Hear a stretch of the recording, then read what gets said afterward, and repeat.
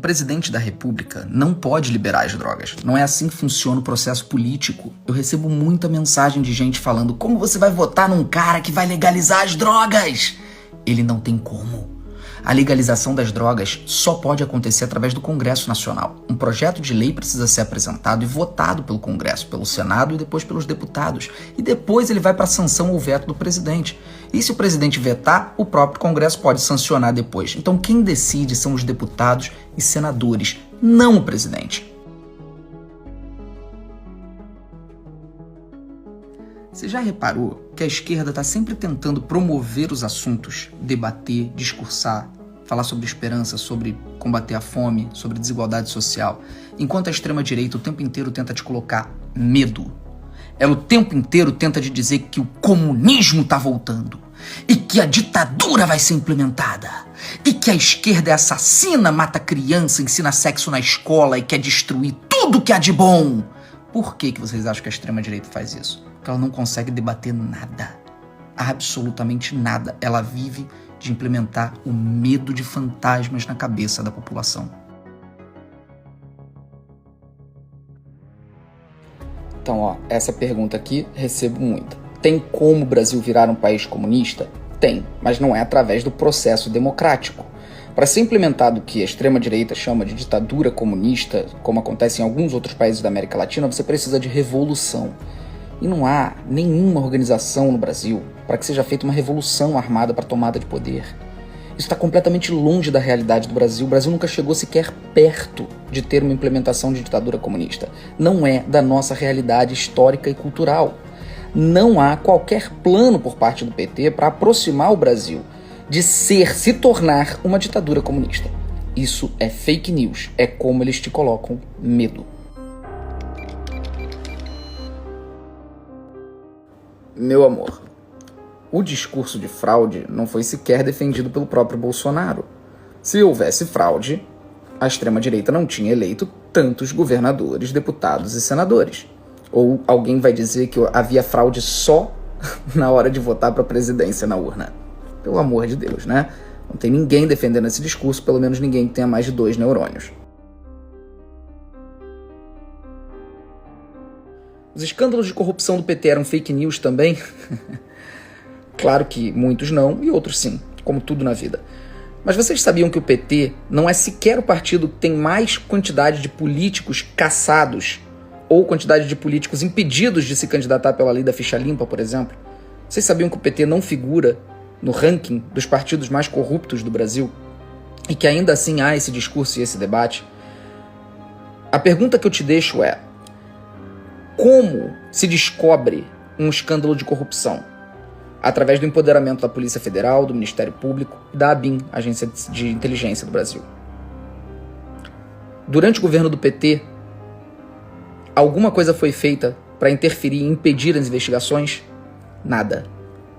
E durante o governo Bolsonaro, o que aconteceu? Pensa nisso. O resumo é: não existe governo algum, aliás, na história do planeta Terra, em que não existam pessoas corruptas, ou orbitando ou dentro do próprio governo. Não existe. A única coisa que você pode fazer é confiar nas instituições que investigam, prendem, né, e fazem todo tipo de sanção. Durante o governo do PT, a gente pelo menos podia dormir tranquilo que as coisas seriam investigadas. Durante o governo Bolsonaro, não. Tudo foi acobertado, tudo foi aparelhado, tudo foi impedido de ser investigado. E quando as coisas começarem a pipocar, como a gente já sabe que pipocaram, algumas já saíram e já vazaram, como por exemplo, negociação de vacina pedindo $1 por vacina a mais em forma de propina, e isso foi vazado e todo mundo sabe o que aconteceu. Quando tudo começar a sair do esgoto, aí vocês vão falar que foi também o maior escândalo de corrupção da história do Brasil. Só que dessa vez vocês vão estar certos. É fake que o PT roubou 1 trilhão e 400 bilhões dos cofres públicos. É óbvio, querido, mas aí é uma questão de matemática básica, né? Isso é o PIB brasileiro em dólar, né? É inacreditável alguém acreditar numa mentira dessa, né? Você imagina se distribuísse isso pelos políticos, a quantidade de dinheiro que isso daria para cada político, onde estaria esse dinheiro e onde estariam esses políticos com essa quantidade? Seriam os mais ricos da Terra? Pelo amor de Deus, gente. Não, né? O que o Lula roubou, uma vez que só chamam ele de ladrão? Essa é uma ótima pergunta. Pergunte para essas pessoas que chamam ele de ladrão. O que o Lula roubou? Essas pessoas vão responder do dinheiro desviado da saúde, do dinheiro desviado da educação e de tudo mais. Quem desviou esse dinheiro? Foi o Lula? E aí começa a se ir a mais fundo nas notícias e você vê que, na realidade, a única coisa pela qual o Lula foi de fato condenado foi por um triplex, um apartamento vazio que ninguém morava, com fotos que mostravam o apartamento completamente abandonado. Todos os escândalos de desvio de dinheiro da saúde, educação, etc., eram de pessoas que estavam ao redor, ou orbitando, ou fazendo parte do governo. Assim como o Bolsonaro teve as mesmas acusações de desvio na saúde, na educação. Entendam uma coisa, gente. Há uma diferença entre pessoas que compõem o governo ou orbitam o governo cometerem crimes e o próprio presidente cometer algum tipo de ilegalidade. Então, se você diz que o Lula é ladrão porque pessoas da área da saúde desviaram dinheiro, você tem que imediatamente confirmar que Bolsonaro também é ladrão. Porque nós já sabemos que houve corrupção durante a gestão Pazuello no Ministério da Saúde.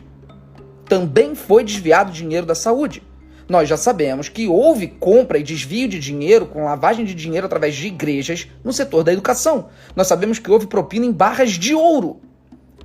Então, se o Lula é ladrão, o Bolsonaro é ladrão. Você não pode dizer que um é e o outro não é. Por que chamam o Lula de comunista? Essa é uma pergunta sensacional. Porque você precisa de uma narrativa da extrema-direita para colocar medo nas pessoas, para que elas fiquem distantes daquilo que tem grande potencial de ser eleito. Então esse é o primeiro ponto. O mais curioso é porque quando você observa o modelo de gestão econômica do Lula, você percebe que ele foi para um espectro completamente oposto ao do comunismo. O Lula foi o presidente da República que mais favoreceu bancos e instituições financeiras na história do Brasil. Então, se tem uma coisa que Lula não é comunista.